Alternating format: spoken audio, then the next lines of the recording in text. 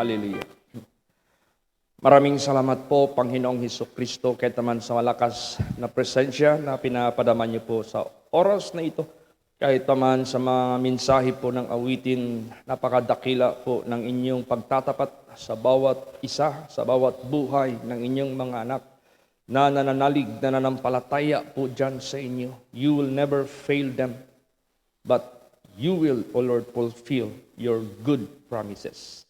Pagpalain niyo po, Lord Jesus, ang aming devotional.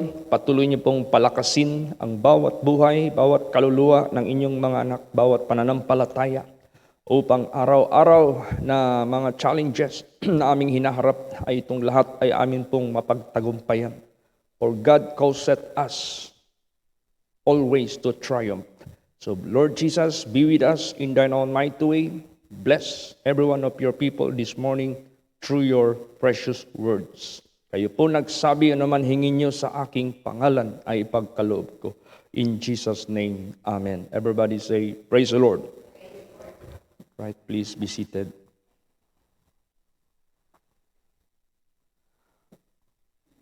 Let us open our Bible on Psalms 142 verse 4. Ibasa. Praise the Lord.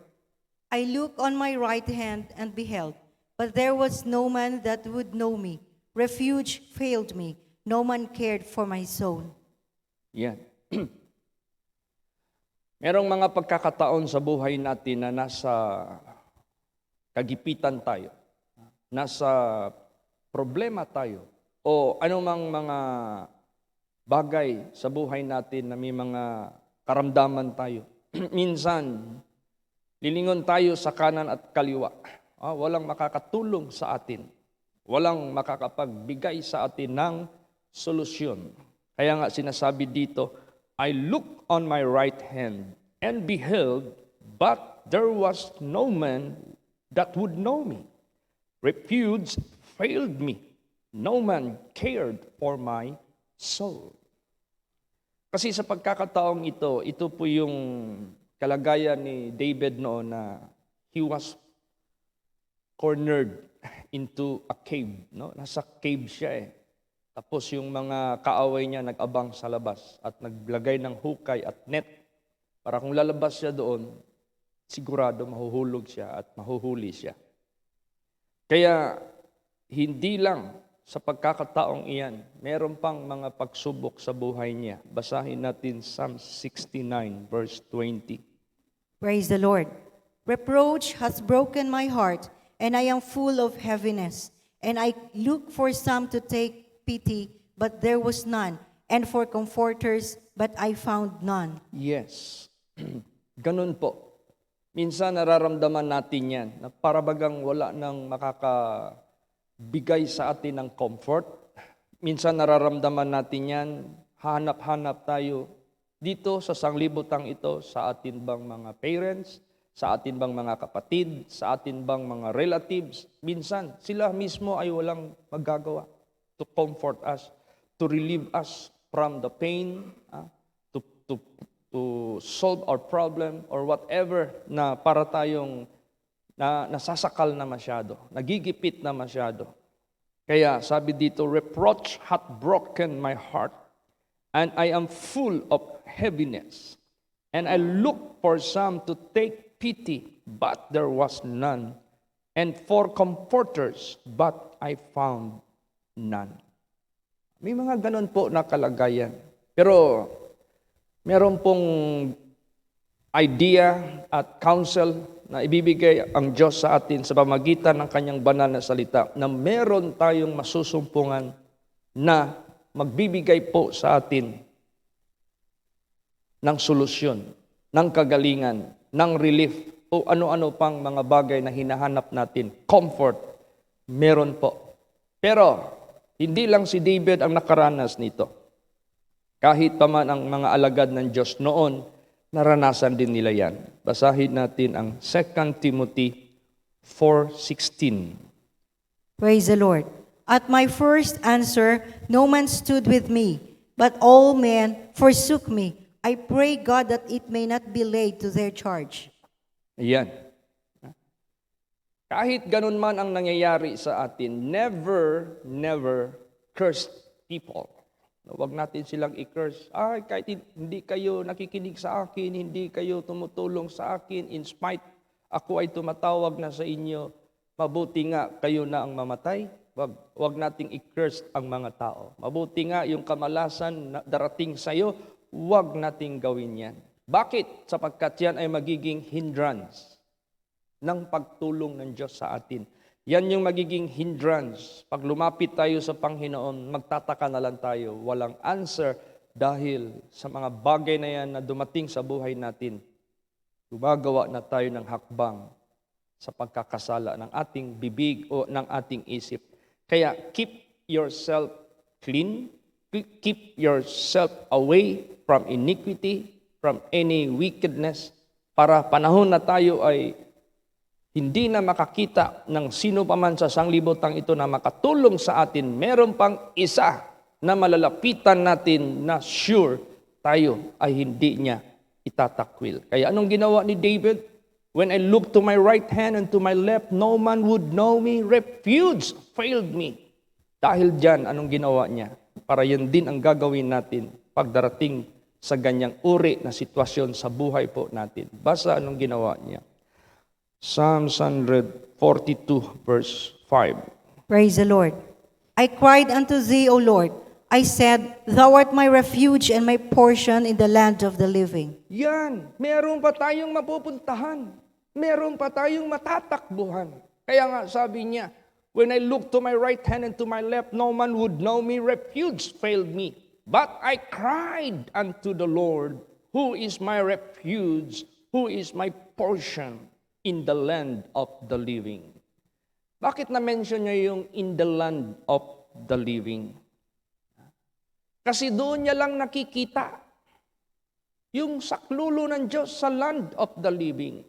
Alalahanin natin yung goodness ng Diyos na ginagawa niya doon sa land of the living.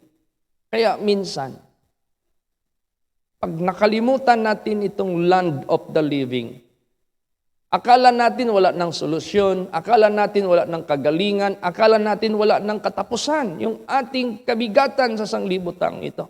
That's why there are so much people nowadays who are committing suicide because they thought the problem or sickness or burden na dala-dala nila sa buhay sa sanglibutang ito, wala ng solusyon.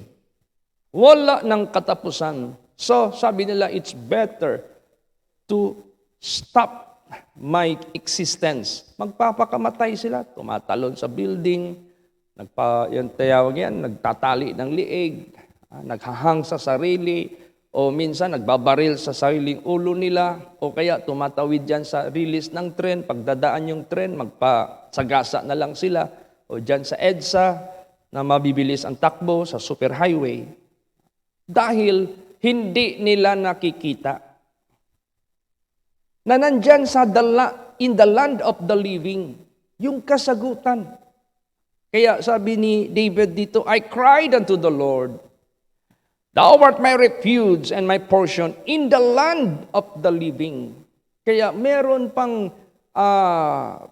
land of the living na doon natin alalahanin na nandoon yung tulong ng Diyos, nandoon yung saklulo ng Diyos, nandoon yung pagliligtas ng Diyos, nandoon yung awa ng Diyos. Kaya anong sinabi niya dyan sa Psalms 27:13? Praise the Lord. I had fainted unless I had believed to see the goodness of the Lord in the land of the living. Yan. Ako po ay nanghina na sana. Maliban na lang, ako'y naniwala para tingnan ang goodness of the Lord. Saan ang goodness of the Lord? In the land of the living. Anong ibig sabihin nitong in the land of the living?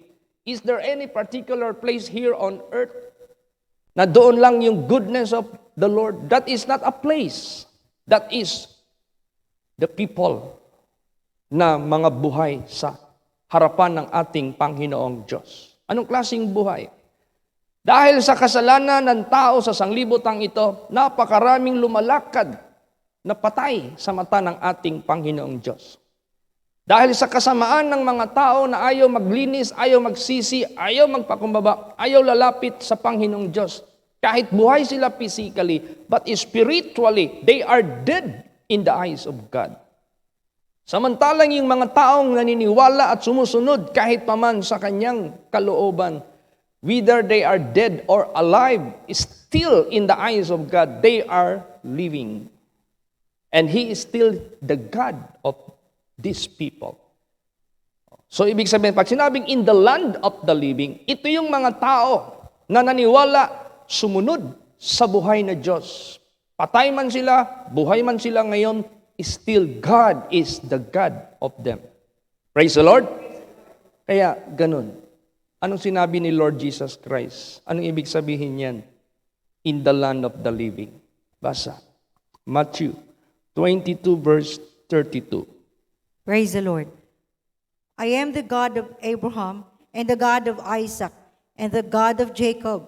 God is not the God of the dead, but of the living. Ayan. Di ba? I am the God of Abraham.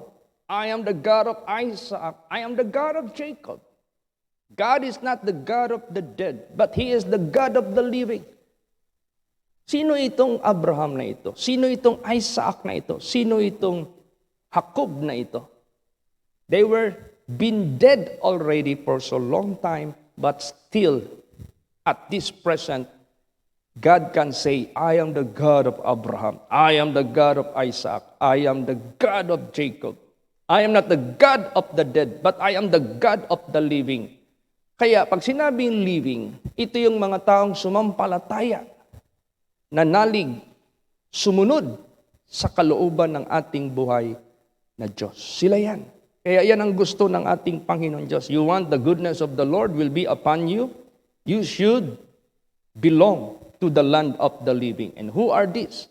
These are the people who believe God.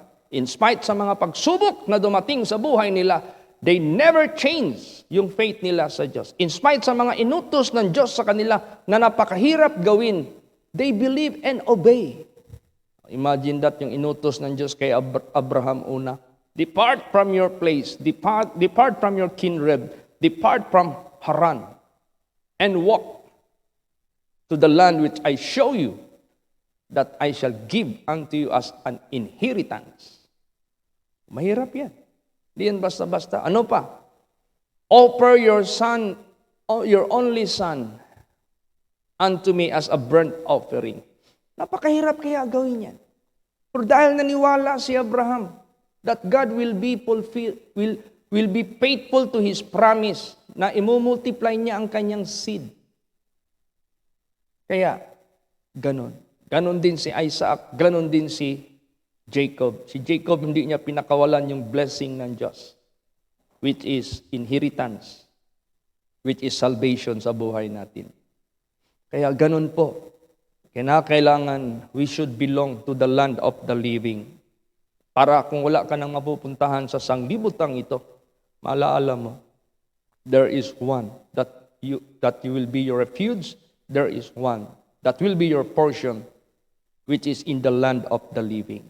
Kaya, let us remember the goodness of the Lord in the land of the living. Kaya ano yung prayer ni David nung cornered na siya sa cave, wala na siyang malalabasan. Pag maglabas siya, nandun yung mga sundalo. Anong nangyari? Basahin po natin. Ano yung prayer niya? Psalms 142, 6 and 7. Praise the Lord. Attend unto my cry, for I am brought very low. Deliver me from my persecutors, for they are stronger than I. Bring my soul out of prison, that I may praise thy name. The righteous shall compass me about, for thou shalt deal bountifully with me. Yan. Gaano man kabigat ang problema mo, gaano man kahirap ang sakit mo, gaano man kalaki ang kabigatan mo, God is above siya kaysa lahat. He will deal with you bountifully. Lalampasan niya lahat. Ang iyong nararamdaman, ang iyong problema, ang lahat. Kaya nung nangyari po dito, kasi wala na talagang mahanap si David na magpanig sa kanya para yun ang magpatakas sa kanya. When I look to my right hand and to my left, no man would know me. Parang hindi siya kilala. Refuse failed me. Refuse lahat ang kanyang gustong pakiusap. Anong ginawa ng Diyos? Nagpadala ang Diyos ng malamig na hangin doon sa loob at sa labas ng kuweba para lahat ng mga sundalo ni King Saul, pati si King Saul, nakatulog sila. Himbing na tulog. Tulog talaga, as in tulog. Kahit apakan mo pa, hindi makagising. Kahit papitikin mo pa yung tainga, hindi makagising. Sobrang tulog. Ngayon, naisip ni David na para ipatunay na siya ay ibinigay na ng Diyos sa kanyang kamay yung buhay ng hari para pwede na niyang patayin. Anong ginawa niya? Sabi ng kasama, patayin na natin ito. Sabi niya, wag. Gupitin lang natin yung robe niya. Gupitin lang natin to as evidence. Kaya nung umaga na, maliwanag na, nandoon na siya sa labas, sa mataas na bundok, sumigaw na siya. Hoy! Nandito na ako! Gising sila lahat. Akala nila nandoon pa sa loob si David.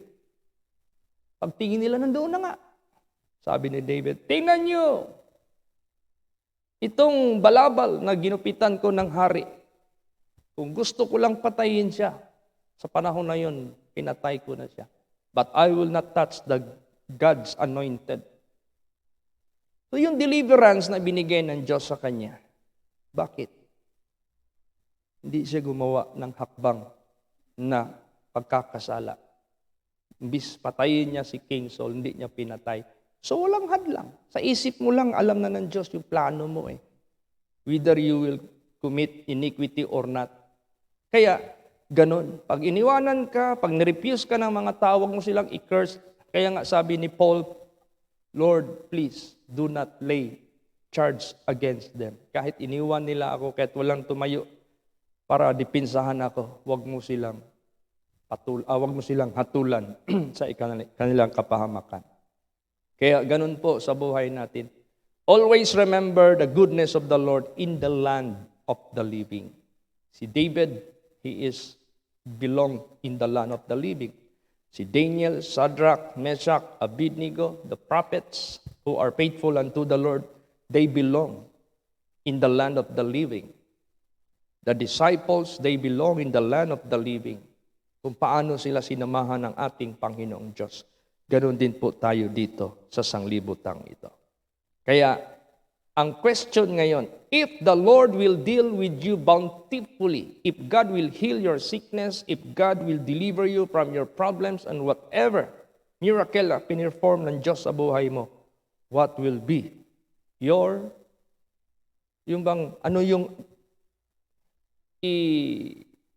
ganti natin sa Diyos? Ano yung ibalik natin sa Diyos para masaya ang Diyos? Sabihin mo, meron akong savings dyan sa bangko ko, mag $500,000 na yan. Yan na lang ang ibigay ko. Meron akong baka dyan, ihawin ko yan para i-offer ko. Meron akong gold dyan na isang bar, lahat yan i-offer ko. Maniwala kayo sa hindi. Hindi na kailangan ng Diyos yan. Kanya ang lahat. He owns everything, whether you believe or not. Siya ang may-ari sa lahat. Ano talaga ang gusto ng Diyos? Na gantihan natin siya na masaya na siya. Okay na sa kanya. Basahin natin. Psalms 119:17, the last verse. Sige Praise po. the Lord. Deal bountifully with thy servant, that I may live and keep thy word. Yes. Yan man lang ang gusto natin para mabuhay tayo. God will deal with us bountifully so that we might live. Now, binuhay ka ng Panginoong Diyos spiritually and physically. That you may keep His word. No? Para makip natin yung word niya. Sukat na yan sa Diyos. Okay na yan sa Diyos. Masaya na yung Diyos natin. Sapagkat wala siyang ibang tinitingnan sa atin, kundi yung everlasting benefits. Everlasting life. that you can enter into the kingdom of heaven. For God so loved the world that He gave His only begotten Son, that whosoever believeth in Him should not perish, but shall have everlasting life. God is not willing that any of us shall perish, but all should come to repentance to be saved. God hath no pleasure in the death of the wicked, but let the wicked turn from his way and live. Walang ibang iniisip ang Diyos sa buhay natin, kundi para tayo maligtas. Praise the Lord. Yun ang ating igaganti sa Kanya. Hindi kay, tulad yung naprihan ni Pastor Samuel Gabre noon. Yung bang lumpo. O kung pagalingin ka ng Panginoon, ano ang pangako mo sa Diyos? Ay, Pastor, pag magaling na ako, mag-disco na talaga ako. Huwag ka na lang umasa, gagaling ka kung yan ang isip mo. O di ba? Meron ding iba. Kung pagalingin ako, patayin ko yung nag-api sa akin kasi malakas na ako. Ganon, wag mo na lang expect na pagalingin ka. Ano yung ginawa ng Diyos sa atin bountifully, miraculously? Pinaka-number 1 yan na inaasahan ng Diyos. Be obedient. Kasi kahit pinagaling ka ng Diyos, mamamatay ka rin. Kahit sinulbad yung problema mo, mawawala ka rin sa sanglibutang ito. Kaya nga sinabi diyan, if in this life only we have hope in Christ, we are of all men most miserable. Ano ibig sabihin yan? If in this life only. Kung sa buhay lang na ito, umasa tayo kay Kristo. Hingi tayo ng lahat ng gusto natin mangyari sa sanglibutang ito. Lahat hiningi natin kung anong gusto natin sa sanglibutang ito. Pero merong isang bagay na hindi mo hiningi. Yung buhay na walang hanggan. Kawawa ka. Because you are just asking for a small as dust lang ang hiningi mo. Samantalang, the most important thing na hihingiin mo, yung everlasting life. That is the greatest and the most important that you should ask from your Creator. Praise the Lord. Kaya nga kung ating pakinggan si Lord Jesus, labor not for the meat which perisheth, but labor for the meat which endureth unto life everlasting. Do not look on the things which are seen, because the things that are seen are temporal. Look on the things which are not seen, because the things that are not seen are eternal. Lay not treasure on earth where moth and rust that corrupt and thieves rob through. Lay up treasure up in heaven. Yun. Kaya napaka-importante na huwag tayong mamove sa anong mga pagsubok. Meron tayong refuge. At ang gusto ng Diyos na pag siya gawin nating portion, gawin nating refuge. Remember, the eternal benefits do not just only look for the temporal benefits. Because whether we like it or not, we are not forever here on earth. Problema man, kayamanan man, kalungkutan man, kasayahan man, here on earth are all passing. Passing lang yan lahat. Kaya napakadakila ng ating Panginoong Diyos. Deal bountifully with thy servant, that I may live and keep thy word. Yan ang gusto ng ating Panginoong Diyos. So, huwag mawalan ng pag-asa, huwag manghina. Kung ang kalagayan mo katulad ni David, when I look to my right hand and to my left, no man would know me, refuge failed me. I cried unto the Lord, who is my refuge, who is my portion in the land of the living.